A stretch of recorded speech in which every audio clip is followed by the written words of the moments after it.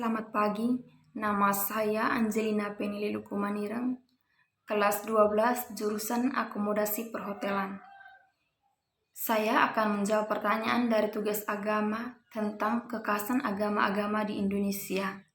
Yang pertama, tulislah kekhasan agama-agama di Indonesia, khususnya agama Katolik, Islam, Hindu, Buddha, dan Konghucu. Yang pertama, agama Katolik.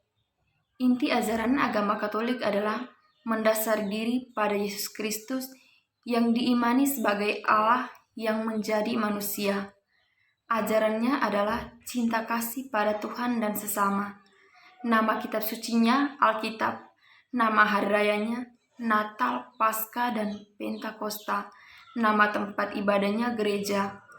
Yang kedua, ajaran agama Islam. Inti ajaran agama Islam adalah tentang kebaikan adalah takwa kepada Allah, juga berharap untuk masuk surga dan terhindar dari neraka. Nama kitab sucinya Al-Quran, nama tempat ibadahnya masjid, nama hari rayanya Idul Fitri, Tahun Baru Hijriah, dan Idul Adha. Yang ketiga, agama Protestan. Inti ajaran agama Protestan adalah tentang Yesus Kristus yang dipercayakan bahwa keselamatan yang datang hanya dari Allah melalui iman di dalam Yesus sebagai Kristus.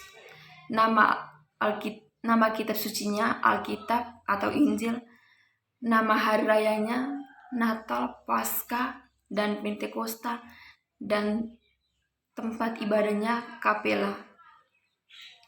Yang keempat, agama Hindu. Inti ajaran agama Hindu adalah mengajarkan tentang ilmu yang berhubungan dengan dunia rohani maupun dunia material. Hindu seringkali dianggap sebagai agama yang beraliran politeisme karena memuja banyak dewa. Mereka yakin bahwa Tuhan itu ada dan menyatu dengan semua ciptaannya dan terdapat dalam benda apapun. Nama kitab sucinya Weda, nama tempat ibadahnya Pura, dan hari rayanya Nyepi, Kuningan, dan Galungan. Yang kelima, ajaran tentang agama Buddha. Inti ajaran agama Buddha adalah menjelaskan bahwa hidup adalah untuk menderita. Ada 3 hal yang diajarkan ialah tidak berbuat kejahatan, berbuatlah kebajikan, dan kesucian pikiran.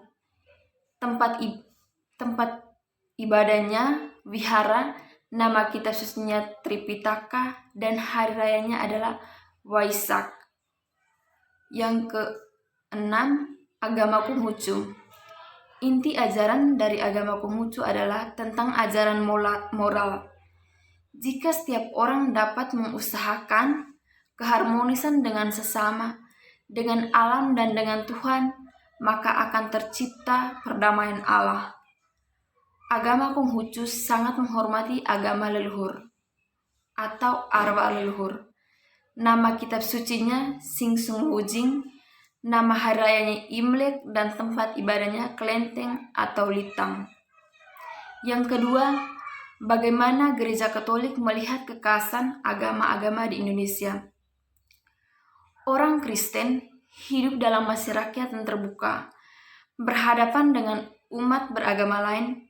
Agama Katolik tidak pernah membedakan baik buruknya ajaran setiap agama.